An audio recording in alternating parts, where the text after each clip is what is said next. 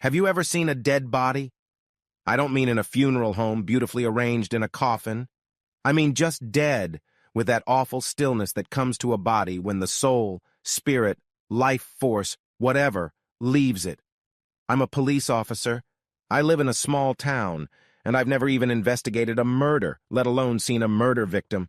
But I have seen many corpses, fresh corpses, if you will, killed by accidents simply because they got too old, although doctors never call it that, several times by suicide. These suicides were probably the worst bodies you could ever see. I mean, they're dead because they wanted to be dead, cruel to the survivors. My story starts with me coming home from work, not early, not late, just at my usual time. It's the middle of winter, so I use the remote control to open the garage door as I pull into the driveway. My wife's car is there in its usual spot. No other people's car in the garage or driveway. I parked on my usual side of the garage. There is a lot of usual going on here. I walked into the house from the garage, no premonitions, no worries, just a normal homecoming after work. Walking into the kitchen, I called out, "Janie, I'm home." No response. The beginnings of worry, not much worry yet, just a, "I wonder where she is" type worry. I walked through the kitchen into the hallway. No Janie, no sounds at all. I started up the stairs to the bedroom level, still no noise. My anxiety was getting more and more serious. Almost at the very top of the stairs, the anxiety intensified. A premonition surfaced. Something bad was happening. I actually pulled out my service weapon for the first time in years. Our bedroom door was closed.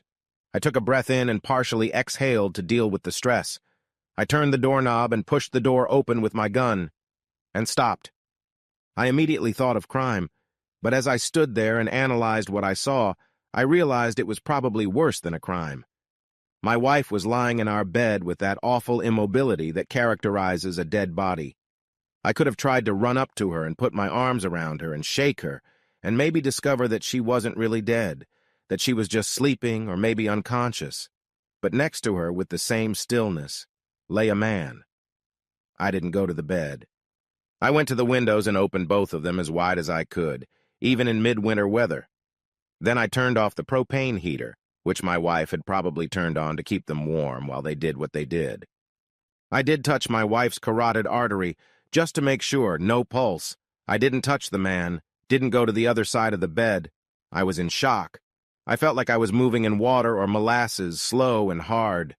My thoughts were some mishmash of despair and trying to think the way a policeman must think when he discovers two dead bodies.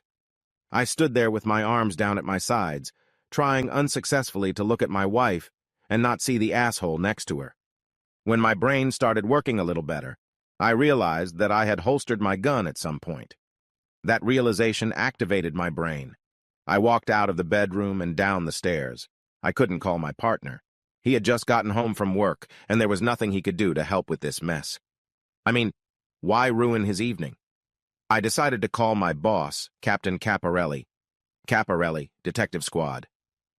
"Dave," I said, and thought, as I had a million times, that David was an odd name for an Italian kid. Maybe his mom had a relative named David, but... "Hey, who's this?" Dave, this is Jack Thomas, and I couldn't go on. "Jack, what's up? You just finished your shift. Did you get home okay?" "Yeah, Dave, listen, I need you to come to my house with a team, an ambulance, I guess, to a crime scene, but, no sirens, just quiet, I knew my voice didn't sound very coherent. "No, Jack, I don't understand. Now take a deep breath, exhale a little, and tell me what's going on." I almost laughed when I heard him remind me of the stress reliever we all had to practice when we needed it. "Dave, yeah, okay. Look, I had an accident at home. Just come to my house with the team, okay?" "Jack, I'm on my way." I think the sound of my voice convinced him that something serious was going on.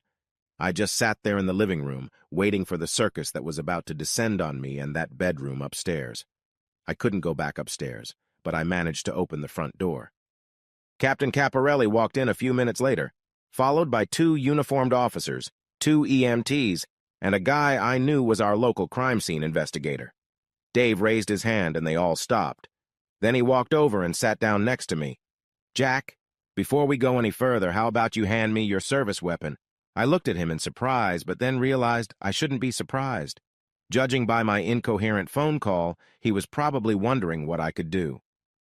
"Sure, Dave, here it is," I said, handing it over. "See, it wasn't fired. Actually, I never fired it in the line of duty." "Okay, thank you. Now, could you tell us or maybe show us what's going on?"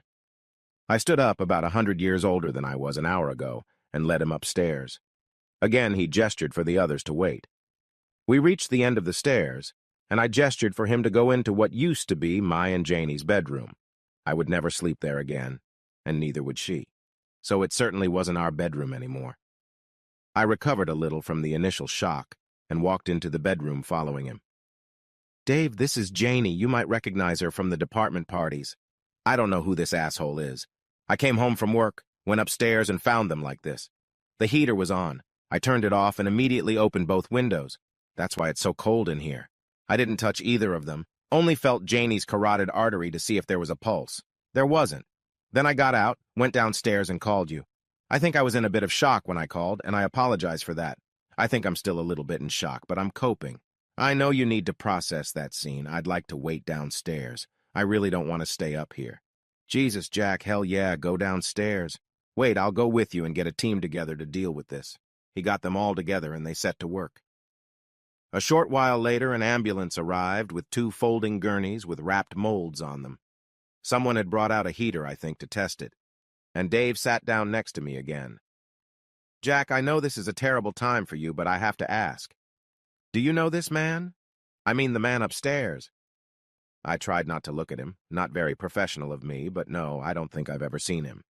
I'm going to show his driver's license, just the photo part, and ask again. "Have you ever seen him? Do you know him?"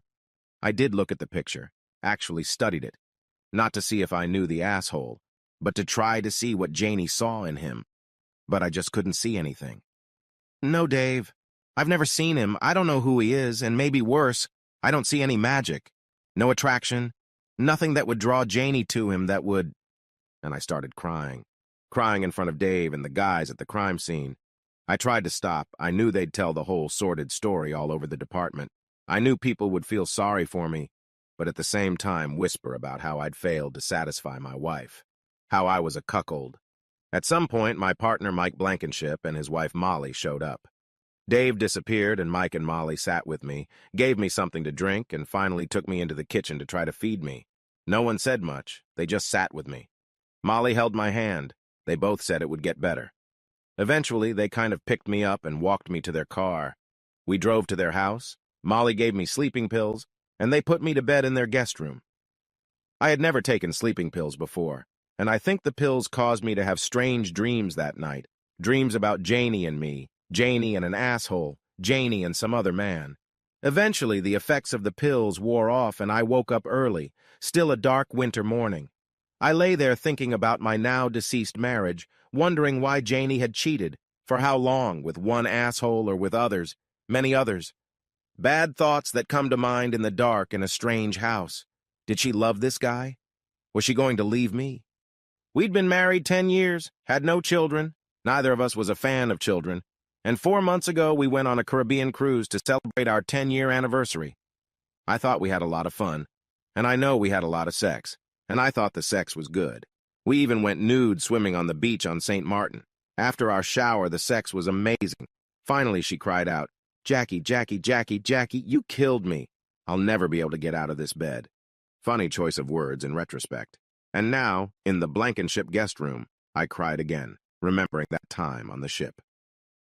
When Janie recovered a little, I took the brush and began brushing her hair, something I rarely did. For me, brushing her hair was something even more intimate than sex. I could lick the most intimate parts of her body, and I did it enthusiastically. I enjoyed it, and I think she enjoyed it. But brushing her hair somehow touched a string in me. I remember that day on the ship, running the brush through her hair, untangling the tangles that had formed after we had rolled around on the bed, and crying, because I loved her so much. And now, lying in the dark, I cry again because I know it's all gone, and maybe it never was. Finally, I heard a noise in the house. Got up, took a quick shower in the bathroom, put on the same clothes I had on the night before, and wandered into the kitchen. Molly was already there making breakfast. Coffee was ready. She didn't say anything, just hugged me, and it was the right thing to do. The feel of a woman's warm body, her arms around me, the smell of her hair, gave me more comfort that morning than any words could. We stood like that for a minute or so, and then she gently pushed me away. Have some coffee, Jack, and some breakfast. I think you need both this morning. Thanks, Molly, you're right. I probably haven't eaten anything since lunch yesterday. Huh, Molly? She turned away from the stove to look at me. Thank you for the hug. It means a lot to me. Well, Jack, you mean a lot to me. Me too, partner, Mike said as he walked into the kitchen. I know you just got the worst handout life can give you, but I also know you're a tough nut to crack and you'll get through this shit show. Molly and Mike didn't go to work. After breakfast, they took me to a nearby park. Mike tricked me into chasing a soccer ball with him. Then Molly tried to get me to play tennis, and then they gave up trying to distract me. We sat down at the picnic table, and I just looked at Mike. Okay, partner, he said. Obviously fun and games aren't working, so how about I tell you the news about yesterday? Would that be better? Mike, you know it would. I need information, not distraction. Okay. Cell phone rings.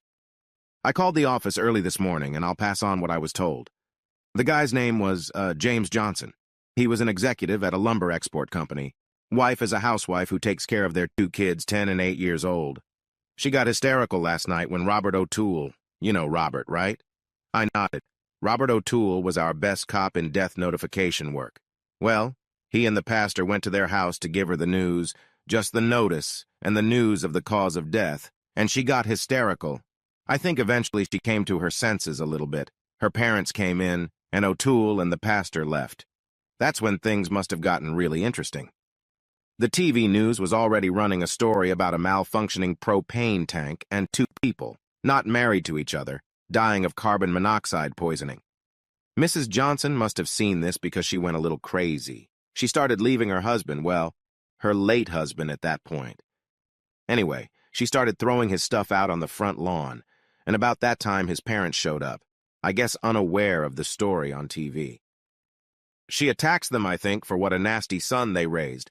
One of them calls 911 and a patrol car pulls up. Then the landlady really freaks out. She grabs a knife from somewhere and tries to stab one of the responding cops, who turns out to be a woman.